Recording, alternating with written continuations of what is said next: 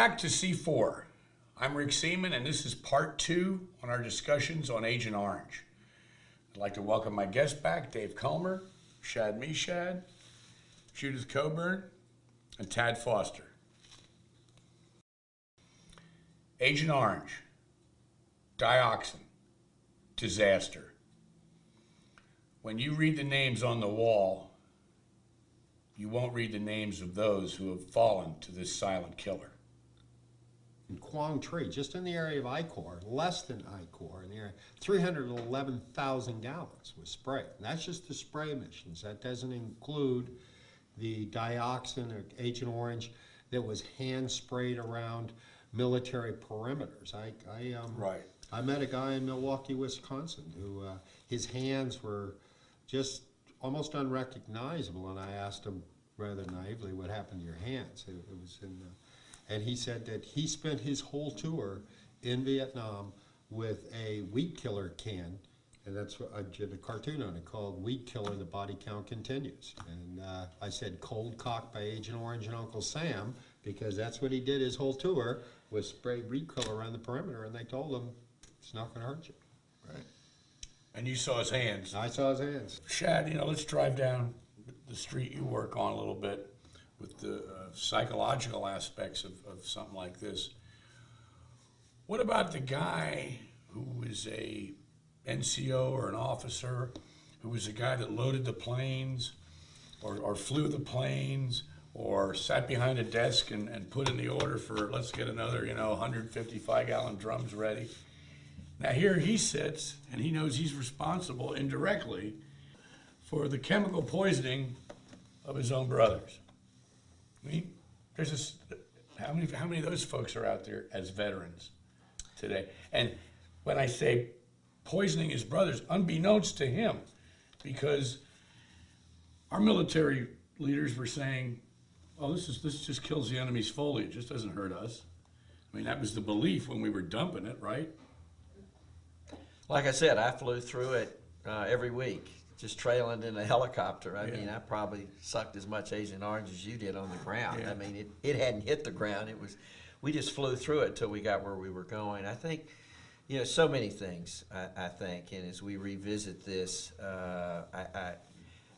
once again, we are so ignorant. We're just trying to stay alive in Vietnam. Everybody has their different jobs, whether you're Marines, Air Force, or whatever. You just take for granted, just like every time you open up a jar of mayonnaise or whatever, that it's not poison in it. We don't have time. We don't expect our bullets to blow up in our weapons, or the shells to blow up in the cannons, or the booby traps to blow up in the case before we even put them on to go to the field. There's just certain things that we blindly accept, blind faith, and that's how you are. You come back and later you find out that which you were dropping or whatever. It depends on the individual, the consciousness of that individual.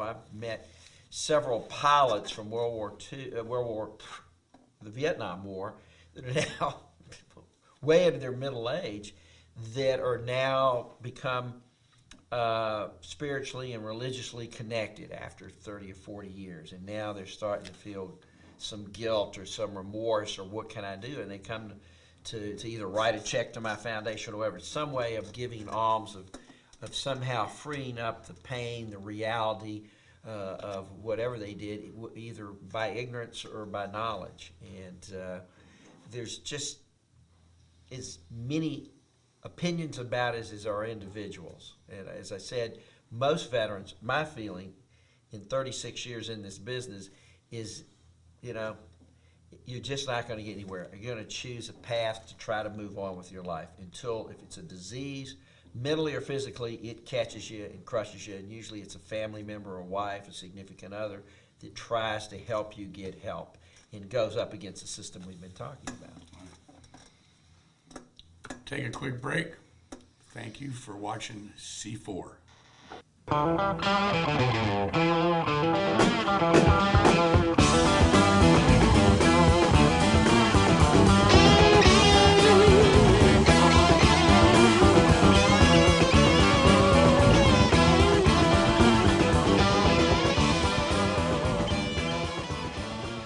We are back.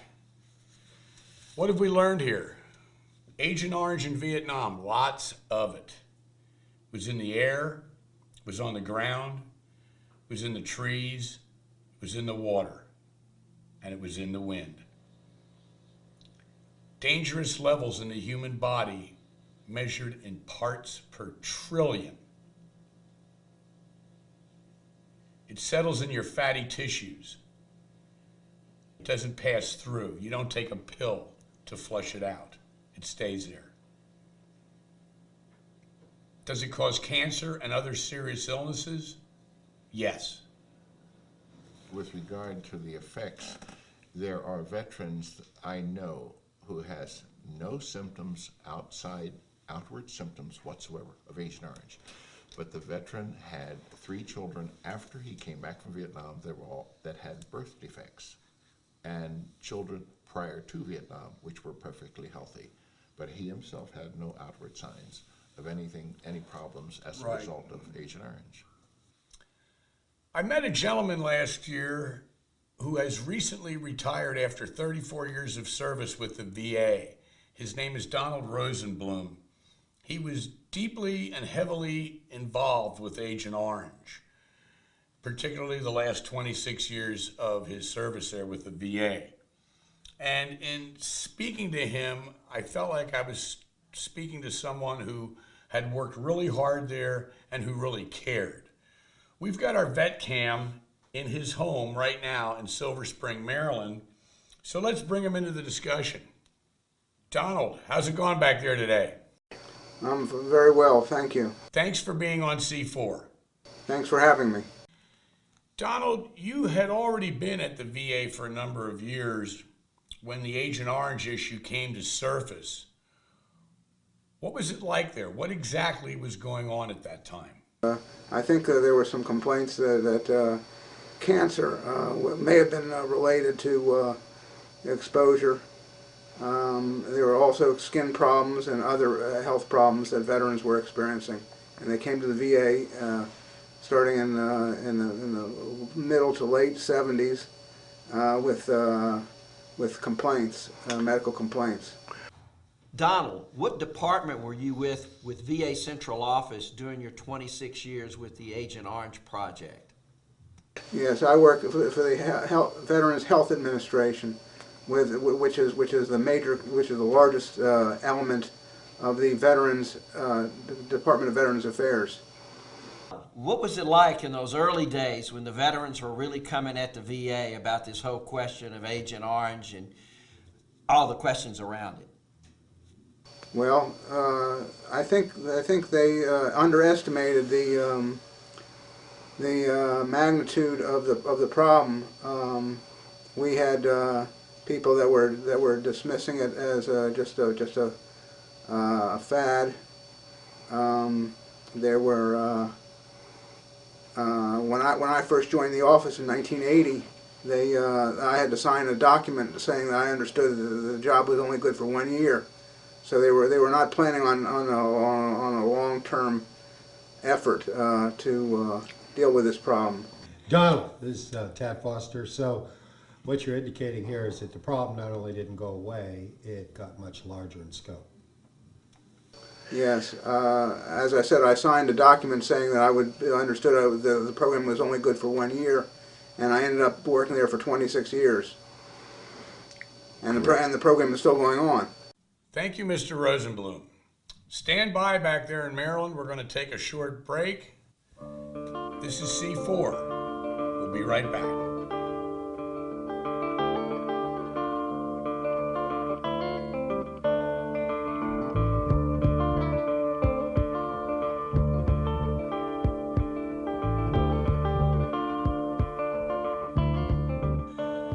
We are back. Dave, Shad, Judith, Tad Foster. In the years that followed the Vietnam War, there were various public laws that mandated tests and research into the Agent Orange / dioxin debacle. This was a result of pressure from veterans and a rising number of medical complaints.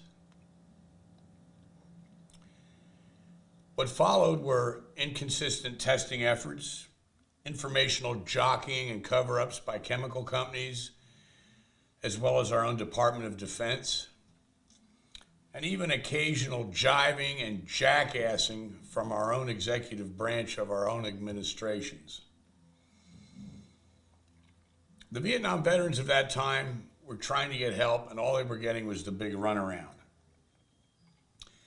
Let's face it, our government knew this thing could rise to huge monetary heights, and they were shaking in their boots. Not to mention, most politicians of that era were working hard to win the hearts and minds by encouraging America to look away from the war that we had just walked away from and look into the future. But the vets were left behind. And as that decade of dismissal and denial continued, the vets were forced to come up with proof of the areas where they served, where the spraying occurred, when the spraying occurred. They had to mobilize to find maps that could give them this information of what occurred in the period of time between 1962 and 1975. When I spoke to Mr. Rosenblum several months ago, he made me aware of these books that were put out by the Institute of Medicine. The first one came out in 1994. That's this volume here. They're titled Veterans and Agent Orange: Health Effects of Herbicides Used in Vietnam. I've got two of them here. The first edition is from '94, and then there's the most recent edition that I got. It's from 2004.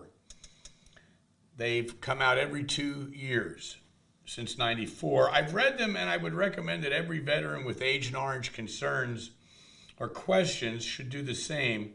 There's DOD information, public law information, and probably one of the most truthful sources of information on Agent Orange that you can find. You can go to Amazon.com. All volumes can be ordered on Amazon.com.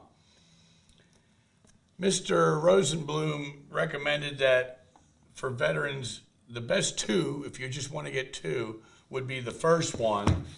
Again, that's this one, the 1994 edition, and also the most recent, which currently is 2004. There should be another one coming out soon. The first edition contains maps of flight paths of spraying missions in 66, 67, 68, and 69. What I've done is made enlargements of the four maps from the book, and let's put them up here so we can see them. This first map is from 1966, and the spray missions are marked with black lines that you see all over the map of Vietnam here. When you see these real dark areas, like up at the DMZ and here in the Fish Hook, those are where flight paths were overlapped because it was repeated flights on those same areas during the course of that year. Here's, with this 1967 map, they did something a little bit different. They not only have the black lines and the black heavy areas where there was spraying, but they shaded the heavily populated areas. Particularly, you'll see that here in the Mekong Delta. It can be a little confusing when you first look at it. But this is 67. A lot of spraying along the coastal areas. Pretty heavy in 2 Corps, heavy up along the DMZ. Here again in 3 Corps, the Fish Hook, and this area north of Saigon. You're probably looking at War Zone D and C there. Let's go to 68. There's 1968.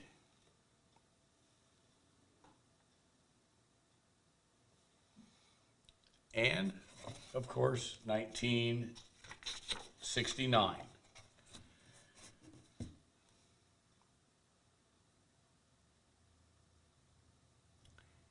it's good to know if you were there.